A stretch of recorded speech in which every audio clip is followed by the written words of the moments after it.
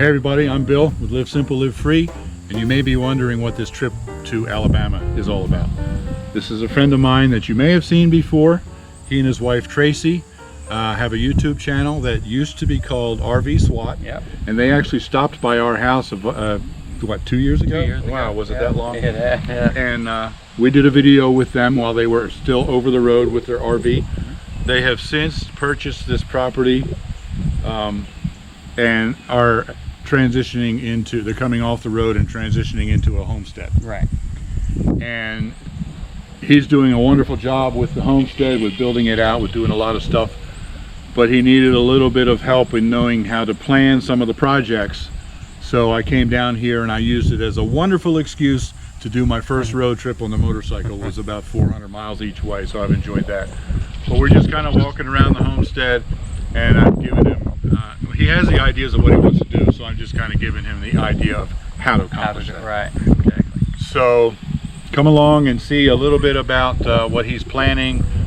And his new channel is called, the new name to his channel is No Acres Homestead. No Acres Homestead. So I'll put a link down below. Be sure to subscribe to him if you want to see a build out of a homestead. And he's got lots of plans for animals and barns and a big garden and just all kinds of things. Right. Lots of stuff coming. Yeah, lots of stuff. You already got a lot of stuff. Yeah, there's already a good bit of stuff here, Yeah. but there's lots more. Right. So come along and let's see what they're planning.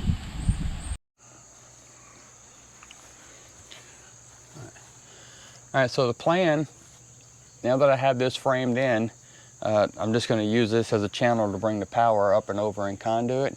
But my concern is once I put the metal up there, I'm confused at how to flash it, I guess, against the wall. This side is one thing, but I'm concerned. I got to say, I love this little alcove here. Once you get that roof on, very cool. I like that. Thank you. This side is going to be easy for the flashing because you got the siding, this piece of siding right here. You just take that off, put the flashing up underneath of it, put the siding back on, and it's no big deal. Okay. This side is going to be a little bit more complicated. So there are actually several different ways you could do that. Whoa. Okay. You got this board running up here. You could run the flashing up underneath that, but that's a big space. Okay. You could put another board like that, just put the flashing against the wall. Put another board on top of it and then caulk above it would work. Okay.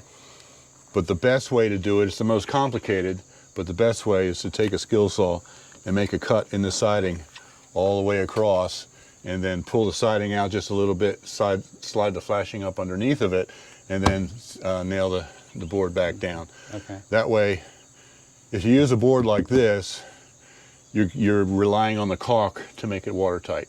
Okay. But if you put the flashing up underneath of the board, then you don't need caulking. It's a passive system. The rain, it will hit that, run right down onto the flashing and out. And then kick out. So it's actually the best way to do it, but it's the most complicated. So that's what I was going to ask you. So if I do it that way, I don't even need to caulk the line that we cut? No. Okay. No, because the flashing will run up underneath of it. And you want to run it up underneath probably at least 3 inches. Okay. Or something like that. By far the best way to do it. Okay. So. I'll look into that. And then, so what is your plan for this little place? So I think once I get the roof up and get the power over to the chickens over there, then I want a front and back wall. But the vision I have for it, and I'll show you when we get into the chicken coop, the way I done the coop was the first, I don't know, maybe 3 foot is actually 1x8 slats, so a solid wall, I guess you'll call it. And then from about 3 foot up, just do like a hardware cloth or something. And then I'm gonna close in the front and the back and then put rabbit hutches against this wall. Okay.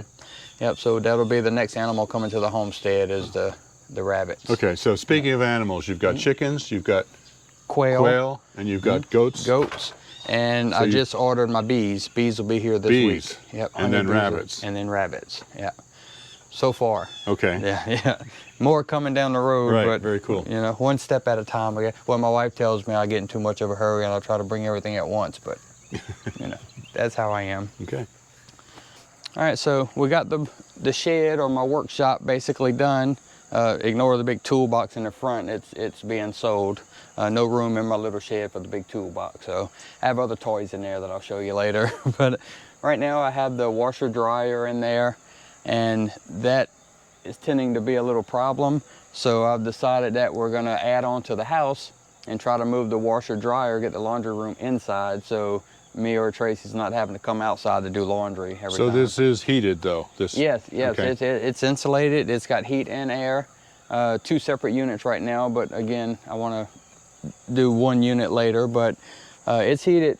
But when it's cold outside and Tracy's got to carry a bag of laundry from the house, or if it's raining or something, it's, you know. But we needed something quick when we moved here, so this was the answer.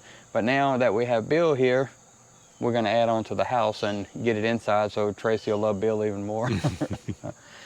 And now that that's done, we also have the barn almost done, and we can go in and I'll show you what's in the barn so far.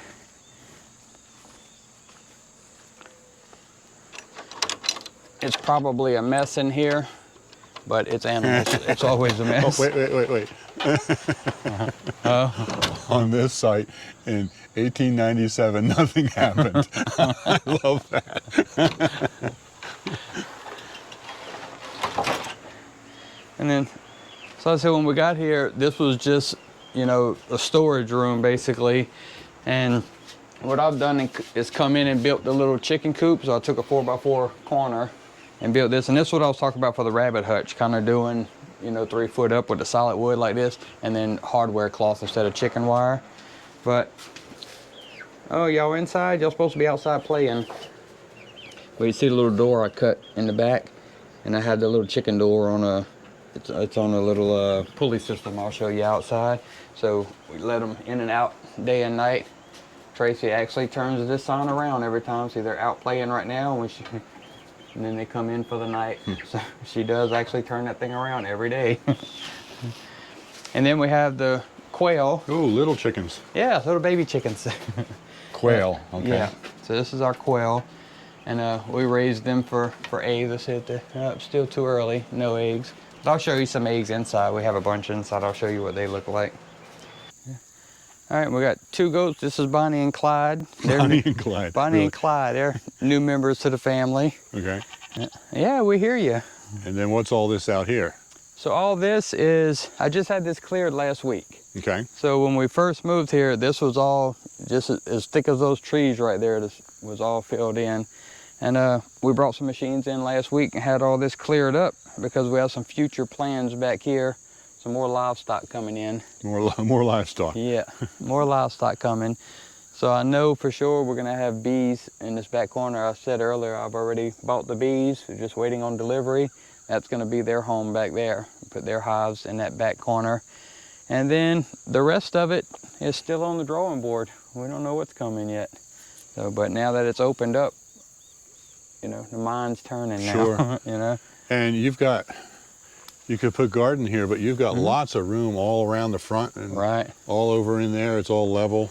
Yep. So Tracy said the other day that her ultimate goal with this homestead is not to have to cut grass. Okay. She wants all food being grown on every inch of the property. Okay, very cool. So it's a mighty large goal, but that's what we're going to go for. Either garden or animals, one or the other, is going to take up all the square footage.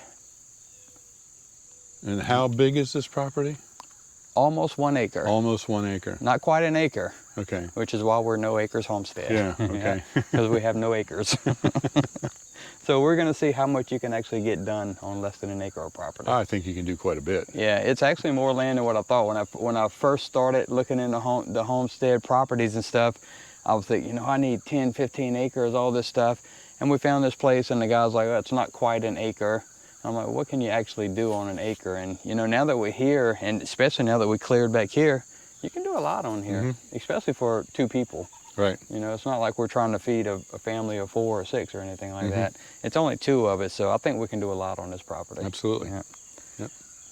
Now this is a little bit in shadow, so I don't know how well it'll show up on the camera because it's, but I'm sure you can see it. But so you have plans to expand this? Yes. Well, first of all, how big is the house, square footage? It's right at a little over 500 square feet. 500 square feet. Yeah. So it's a large, tiny house. Right. Exactly. Yeah. Okay.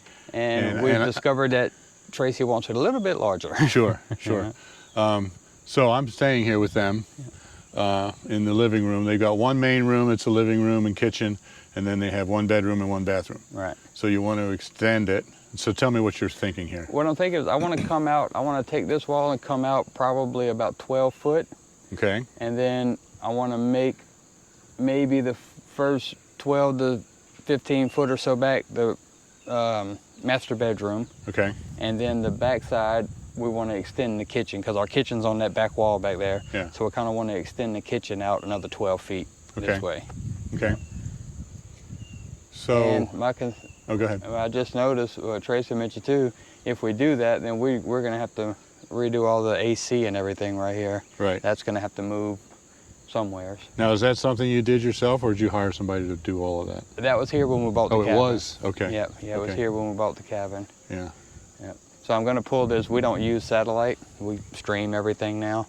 Actually, I just watch YouTube as my main entertainment. So.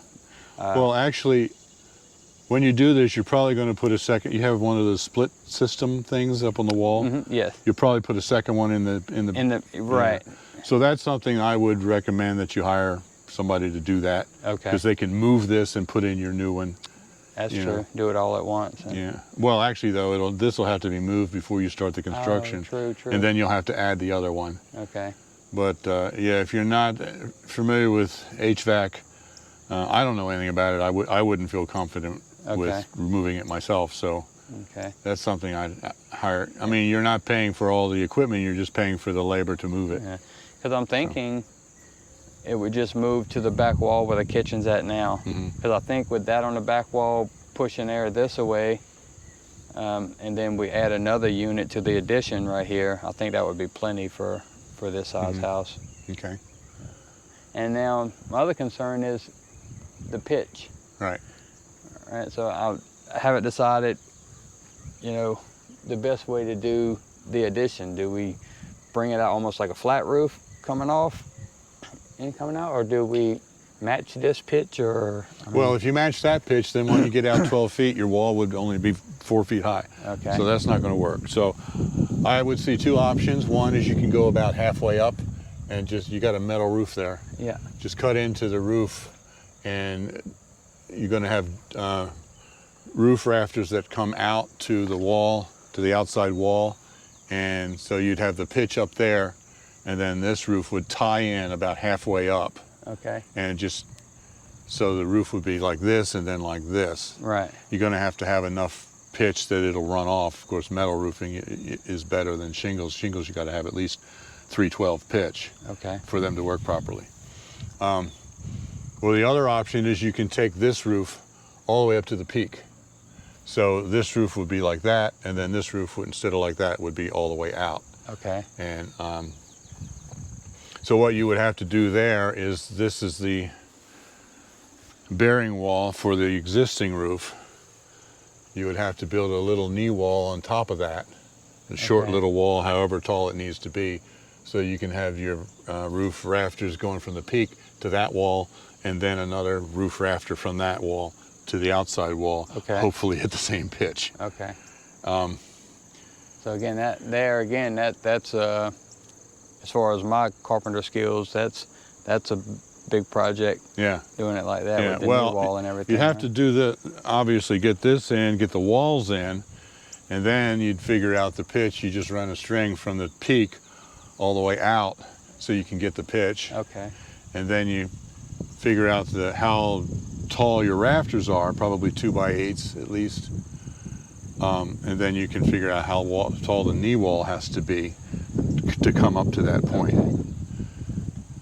So yeah, anything you do with a roof like that is going to be a little bit involved. Okay. But it's very definitely doable. It just depends on whether you want this shed roof to go in halfway up or all the way up to the peak.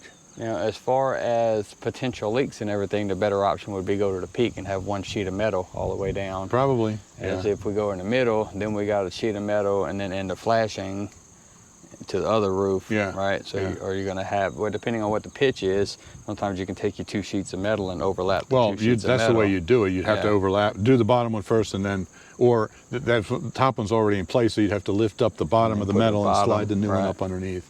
Okay. Yeah.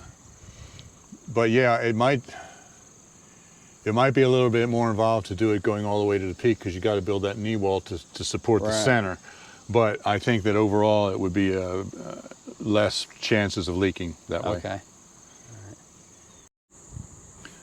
Okay, so let's talk piers. Yeah. For your addition, you're going to have to build piers like this out 12 feet to hold the, hi dog. Hey girl, you wake up? You're going to have to put piers like that out here. Okay.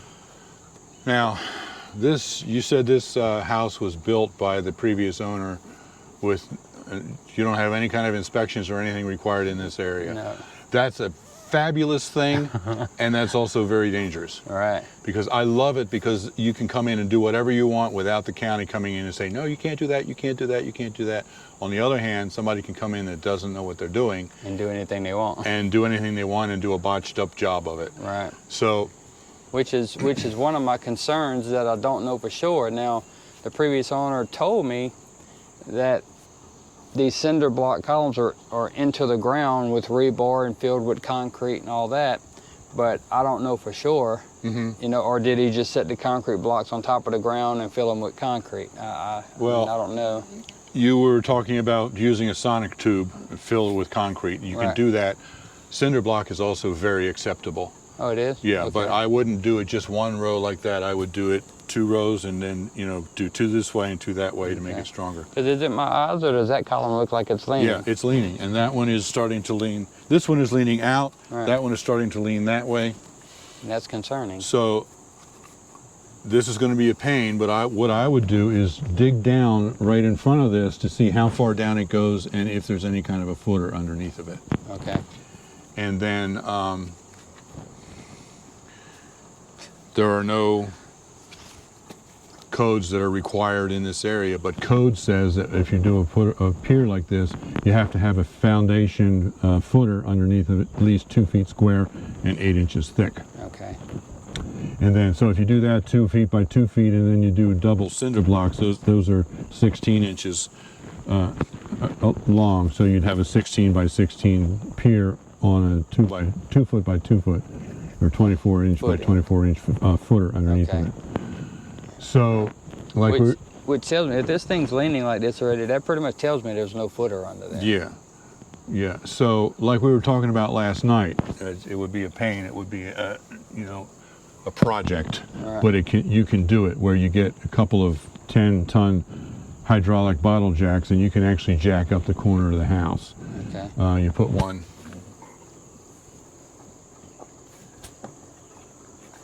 You put one here, and you put one there, and you jack it up, and you can.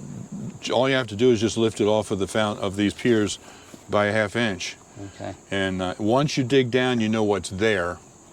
Then you jack the house up, take those out, pour your 2 foot by 2 foot footer, build the cinder block pier on top of it, back up, and then just settle the house back down on it.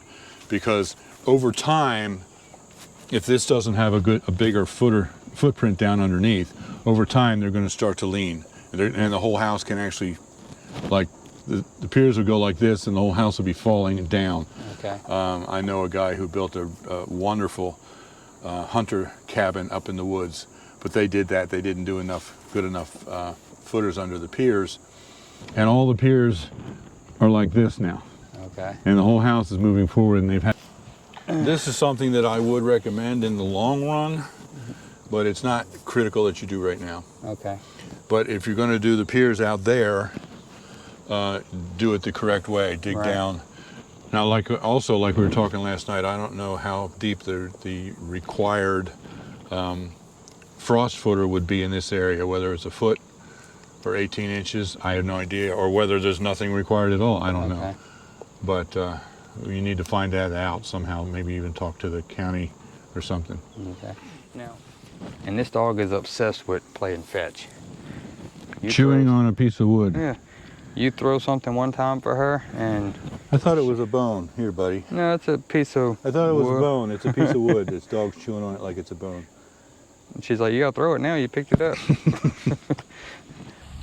So that's it, guys. I'm I'm excited about to see what you're going to be doing with this. Yeah, I'm excited. In the future. And like I said, go to No Acres Homestead and subscribe there if you want to follow Johnny and Tracy on their journey to building out this homestead.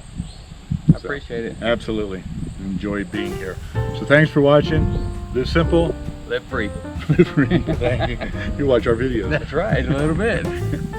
You guys be blessed, and we'll see you next time.